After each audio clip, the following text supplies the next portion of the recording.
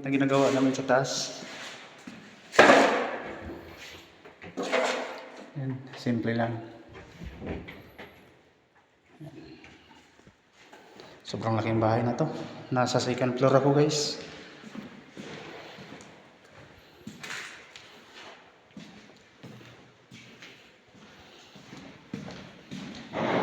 Siguro nasa mga apat ang asawa ng may-ari nito.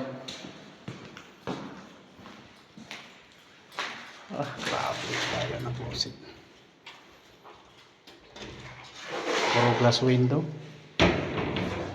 Ayan, no?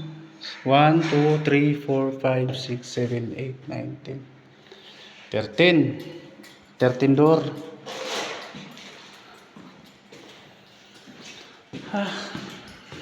Tingnan mo, paliguan. Naka-glass pa.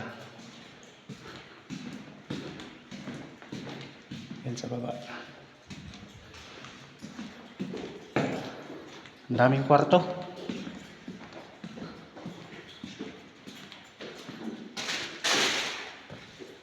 Storage.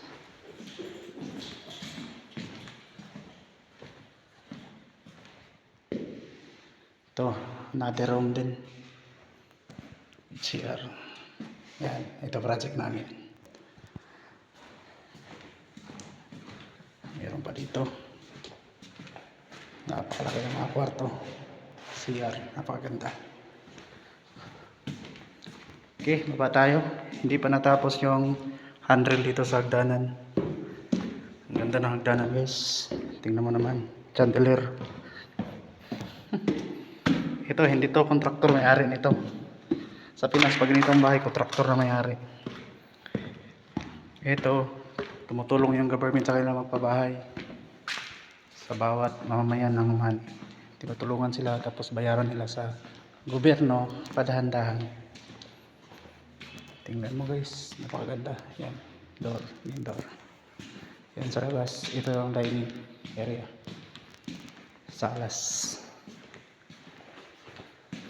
Yan, project namin yan.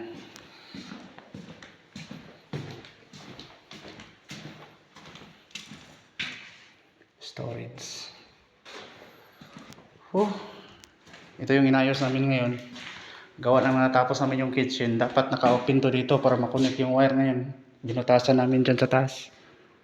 Para makonek namin yung pailaw namin sa LED namin. At saka sa pin light. Yan, nanganap na namin na connector. Ay, alam mo na, guys.